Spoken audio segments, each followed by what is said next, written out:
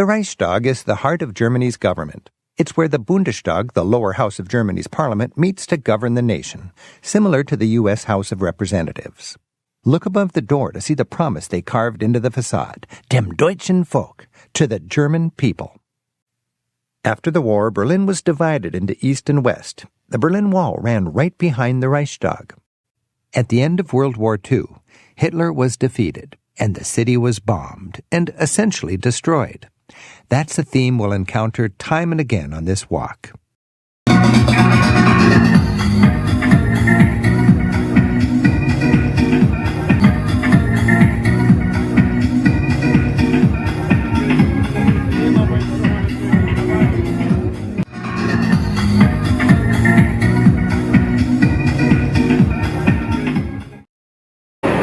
The world-famous Brandenburg Gate.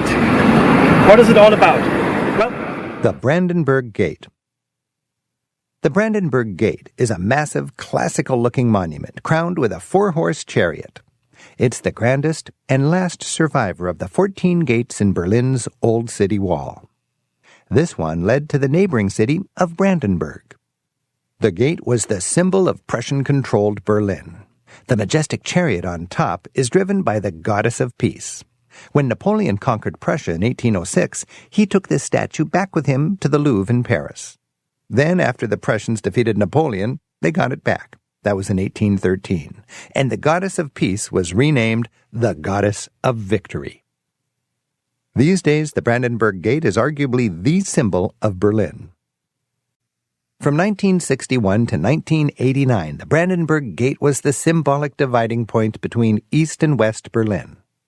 Barbed wire and armed guards made sure no one crossed the wall without official permission, upon pain of death. For an entire generation, countless German families were divided, some on this side of the wall, some on the other. American presidents traveled here to Berlin to show their solidarity with the West. President Kennedy gave a speech near here declaring, "Ich bin ein Berliner," I am a Berliner. Today, in the world of freedom, the proudest boast is, "Ich bin ein Berliner." President Reagan stood directly in front of the Brandenburg Gate and demanded of his Soviet counterpart, "Mr. Gorbachev, tear down this wall." Mr. Gorbachev, tear down this wall. By the 1980s, it was becoming clear that the once mighty Soviet Empire was slowly crumbling from within. Resistance grew, but no one could have predicted what happened next. Almost out of the blue, the ecstatic moment arrived, November 9, 1989. The world rejoiced at the sight of happy Berliners standing atop the wall. They chipped away at it with hammers, passed beers to their long-lost cousins on the other side, and adorned the Brandenburg Gate like flowers on a parade float. To everyone's surprise, the wall came down. Eventually, it was physically dismantled, and Berliners east and west could now enjoy total freedom. You're now free to enter what for years was forbidden territory. As you pass through the gate, you enter former East Berlin. Pass all the way through the gate. You emerge into a grand square known as Pariser Platz. Stand in the middle and scan the sights.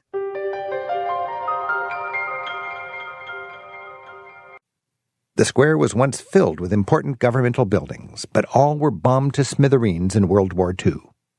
For decades, it was an unrecognizable, deserted no-man's land, cut off from both east and west by the wall. But now it's rebuilt, and the banks and hotels that were here before the bombing have reclaimed their original places, with a few modern additions. And the winners of World War II, the United States, France, Great Britain, and Russia, enjoyed this prime real estate. Their embassies are all on or near the square.